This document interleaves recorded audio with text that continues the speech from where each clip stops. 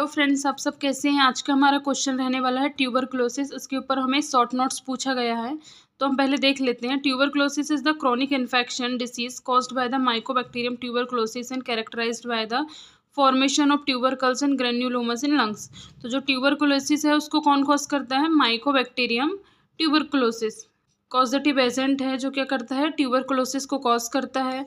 और ये फिर ट्यूबरक्लोसिस को कॉज करने के बाद में क्या होता है? फॉर्मेशन ऑफ ट्यूबरकल्स और ग्रेन्युलोमस कहाँ बनते हैं? लंग्स के अंदर बनते हैं। ट्यूबरकल्स और ग्रेन्युलोमस कहाँ बनते हैं? लंग्स के अंदर। फिर हम इसके कॉजेज देख लेते हैं किस कारण होता है। माइकोबैक्टीरियम ट्यूबरक्लोसिस के कारण होता है और बाय एयर ड्रॉपलेट। फिर हम इसके साइन एंड सिम्टम्स देख लेते हैं। इसमें रहेगा परसिस्टेंट कफ रहने वाला है, फिर है कफिंग अप ब्लड रहने वाला है, कफ के साथ भी ब्लड आने आता है, फिर चेस्ट पेन रहेगा, फिर वेट लॉस रहेगा। चेस्ट पेन क्यों रहेगा?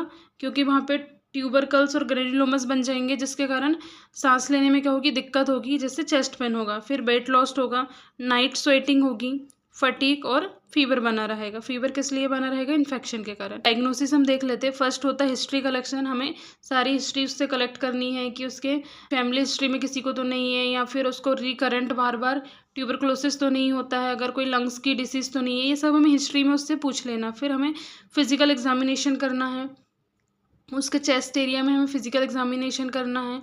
फिर नेक्स्ट आ जाता है चेस्ट एक्सरे करवाना है, जिससे हमें पता चल सके कि ट्यूबरकल्स और ग्रेन्युलोमस से वहाँ पे फॉर्म हुए हैं या नहीं हुए हैं लंग्स में। फिर स्पूटम टेस्ट, हमें स्पूटम का टेस्ट करवाना है, उसका कल्चर करवाना है, जिससे ये पता लग सके कि उसमें माइकोबैक्टीरियम ट्यूबरकुलोसिस प्रेजेंट है या नहीं है। फिर है मोन्टॉक्स टेस्ट टीबी के लिए किया जाता है। फिर है ब्लड टेस्ट में इंक्रीज WBC और ESR रेट यहाँ पे बढ़ी हुई आएगी।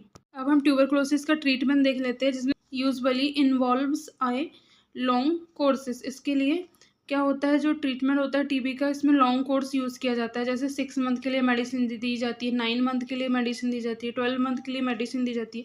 तो ऐसे लंबे टाइम के लिए इसमें मेडिसिन दी जाती है और हमें कंटिन्यूस मेडिकेशन लेनी होती है। ऐसा नहीं कि एक दिन का हम गैप करके दूसरे दिन मेडिकेशन ले लें, ऐसा नहीं होता। अगर हम गैप करते हैं तो हमें ये पूरे कोर्स को हमें फिर से स्टार्ट करना पड़ता है। तो हम देख लेते हैं। Usually involve the long courses 6 to 9 month of antibiotic like isoniazid, rifampicin, ethambutol, pyrazinamide. ये एंटीबायोटिक्स के नाम दिए गए हैं जिनका हम शॉर्ट्स में यूज़ करते हैं। आइसोनियाजाइड, रिफाम्पिसिन, इथाम्ब्यूटल और पैराजिनामाइड। जो रिफाम्पिसिन होता है उसको खाने से रेड ऑरेंज कलर की यूरिन देखने को मिलती है।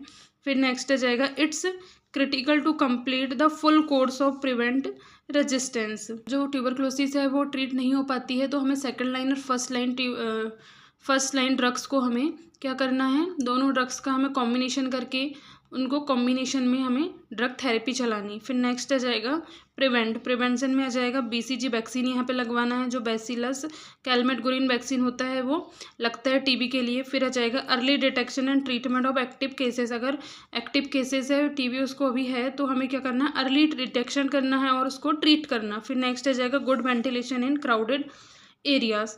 फिर क्या करना है? उनको वेंटिलेशन अच्छे से प्रोवाइड होना चाहिए, अच्छा वेंटिलेटेड हमें एरिया में रखना है। वहाँ पे स्पूटम कलेक्ट होते जाएगा, तो जिसके कारण उनको सांस लेने में दिक्कत होगी, तो हमें वेल वेंटिलेटेड एरिया में उनको रखना है। यहाँ पे हमारा ये क्वेश्चन फिनिश हो जाता है। Thank you for watching this video.